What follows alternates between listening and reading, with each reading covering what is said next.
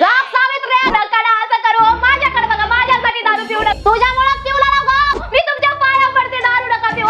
घे घे. तुम्हाला टेन्शन कशाचं आहे ते तर सांगा. गाबा सावित्री गाबास. अहो सासूबाई तुम्ही तरी सांगा हो. तुम्हाला सासूबाईची शपथ आहे. पडा जाऊन तिकडं. मला काय करायचंय? माझी शपथ द्यायची नाही. सुट्टे मला लवकर. सुटली हो सुटली. तुम्हाला का तुमच्या लेकाचं काय घेणं देणंच नाही.